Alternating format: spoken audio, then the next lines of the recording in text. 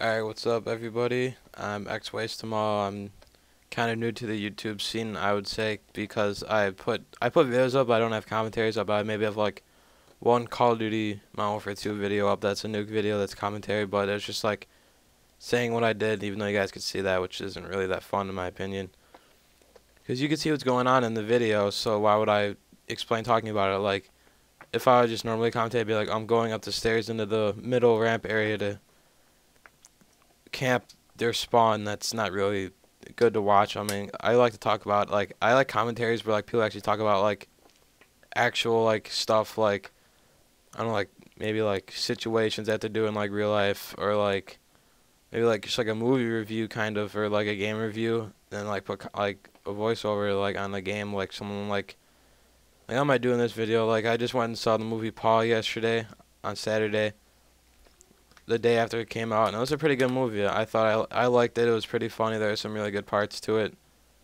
I had a pretty good storyline to it. I thought it was a pretty overall good movie. I think I give it like an 8 out of 10 because there's like some dry parts in it too. But so the movie is about these two guys that are from the UK. I know one's name is Grom or Graham or Grom or whatever, and then I don't remember what the other dude's name is. But they go to they live in the UK and they go to California for Comic Con, and one of them, Grom, is like a he's like a artist. He does like all the two people that come are like a writing duo. Like one of them does all the artwork for like the book cover and like the pictures for and everything, and then the other one is like the one that actually like writes the book. So I'm like they're coming to the U.S. and they're like big on aliens. So they're traveling around, going to like all like the major alien like mark spots. Like there's the Black Mailbox, I think is the name of one of the places, Area 51, and they're in a big RV and they're traveling like around the country like that. And one night they're driving down, and there's a car in front of them, and the car ends up crashing. And then so they go over to see if the people in it are alright, because it was like a big crash. Like there's like a bunch of flips on the car, and the car was pretty much like destroyed after. So they go over to see if the people in there were alright, and ended up meeting Paul the alien, who's voiced by Seth Rogen. I mean, Seth Rogen's funny, but like the alien, like the way the alien looked, and like the way, like you know how in like movies, like the person who like voices the person that voices the character actually like kind of sounds like the like looks and sounds like the character. Like you could actually like match the voice to the face. It didn't really like happen in this movie. Like the alien sounded like kind of like older, like Seth Rogen does. Well, obviously because he's the one that voiced him, but he like does like the way the alien looks doesn't like actually like match the voice for Seth Rogen. But anyways, so they have to like run from the CIA who's chasing after Paul, who's trying to get to his back to his home planet. And so they're driving along, and they have to stop somewhere for the night because they can't drive all night, obviously. So they go to this RV stop where you can go to like park your RV for the night, and there's like a grill where you can like make dinner, and there's like a picnic table, like a campsite, except it's just like an overnight kind of thing. So what happens is like the place is run by like a bunch of like really religious people, and Paul the alien is like anti-religious because he like tries to disprove everybody for like their religion and everything, like. And so the morning comes, they spend the night, and what happens during the night is like they're all outside dancing, and then the girl who like one of the workers there, the daughter of the guy that owns the place, is like bringing like laundry in because like they're like old school, like they don't have washers or dryers or anything. They have like dry their clothes on like a clothes rack, and she's bringing the laundry in from the night, and she sees like three people, like three shadows dancing, and she wants to know who the other one is. So in the morning when she comes to collect her money, she notices that there's not a third person there. So Paul hides in the closet, or like the bedroom area where the two beds are. So they Paul on the other side of the door. So the one girl doesn't know what she looks like yet, or they don't know what each other looks like. Vice versa. There's like a door between them. They start arguing because Paul's saying that he's using the bathroom, but they start getting into an argument about God and like religion, and how everybody's made, it's supposed to be made in God's image and everything. And they get into an argument over it, and then Paul eventually just shows himself. So now they brought the Paul brought the girl into the whole story. But I didn't mention this before, but when they got to the RV place, they had to give him they had to give the person like a type of identity, like a driver's license. So one of the guys ended up giving her his passport, and they kept it inside the house. So the only way they could like get back the two guys get home, because they're from the UK, is to get the passport. So Paul can turn invisible if he holds his breath, but he can't hold his breath forever. So he's going through the house trying to find the passport, and he runs out of breath right in front of the girl's dad. And so now they take their daughter with them because they don't want to say anything to the cops, because the dad thinks that the alien's an antichrist. And so now they're running from the CIA and this girl's father, because they kidnapped the girl, because if they let the girl go, she would have obviously called the police and let them know that there's an alien on there.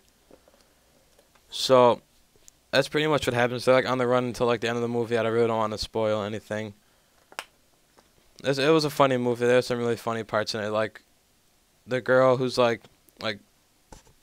she's like a dedicated Christian or whatever religion. I'm pretty sure it's Christian, but she like is like dedicated. So she like never swears. She never like has sex or anything, because she's like that like hardcore religion, like the Walshy of fucking religion, like hardcore ass fucking religious person.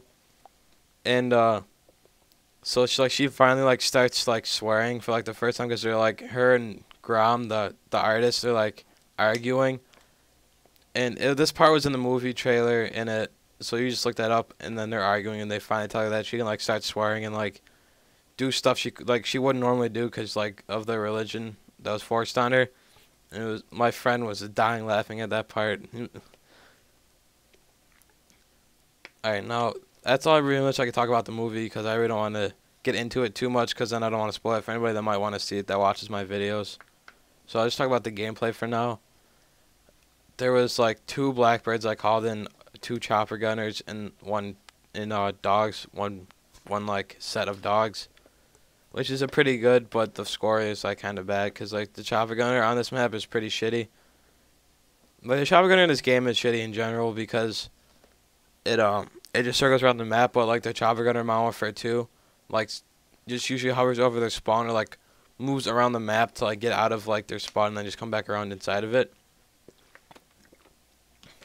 So chopper gunner is not really too good. I mean, it's good on some maps, but I prefer the gunship, but I can't use gunship and dogs at the same time, which really sucks, because if I could, I would, but I can't, so, you know. But I like the kill streaks in Modern Warfare 2 better in this game. Like, the only kill streak I really like in this game, well, there's 3 kill streaks I like in Black Ops. The dogs, the blackbird, and the gunship, of course, because the gunship is pretty much a chopper gunner. I can move around, like, drive myself, which I like, because I would complain about the chopper gunner in Modern Warfare 2 sometimes. And, but there's some kill streaks in Modern Warfare 2 I like a lot better in this game. Like, I love the emergency airdrop from Modern Warfare 2. I love Nuke, the AC-130, the chopper gunner from Modern Warfare 2, Pavlo, Harriers. I mean, the Predator missile, they're all good. Like, the kill streaks in Black Ops aren't just as good as they are in Modern Warfare 2. They're just not as powerful, which I think kill streaks should be, because if you think about it, they didn't like completely eliminate all the bullshit in this game. Like, I think there's more bullshit in Modern Warfare 2, or in Black Ops, than there is in Modern Warfare 2. Because think about it, in Modern Warfare 2 they do have one-man army noob tubes and shit. But think about it, if one person's noob tubing, there's usually another person on the other team that would be noob tubing too. Because I know when I play Modern Warfare 2 and I get noob tubed, I'll start noob tubing back. I don't really care, because it's just something that I do. Like, if someone noob tubes me, I'm obviously gonna start noob tube back, because it's just something that I like, that I just do. But but I just think about it, because I just kind of like lost my train of thought. But what if there's like an emergency airdrop in Black Ops and you had like Hardline Pro on? Do you know how overpowered that would be? That'd be so amazing though. Can you just like imagine Hardline Pro calling like 3 emergency airdrops and just change every single one of them if it was shitty? Dude, that'd be so overpowered. It'd be so amazing though. It would be great. but unfortunately we can't do that. And I'm not sure that's going to affect the gameplay, but my monitor just went into sleep mode for a second. But I'm 13th prestige in Black Ops right now. I'm level 37, so hopefully that I'll be able to be the 14th prestige soon. My favorite guns in Black Ops are like the AUG, the Galil, the 74U, the FAMAS, and the AK-47, and the MPL. And my favorite sniper is by far the classified one, which is the PSG-1. That's my favorite one. I don't know. I just don't really like the L96-2 the L96A1 too much. So that's pretty much, the gameplay is pretty much wrapping up here in a couple seconds. So I'd just like to thank everybody for watching the video. If I mumbled on, sorry, I'll fix it for the next video. Alright, peace out, guys.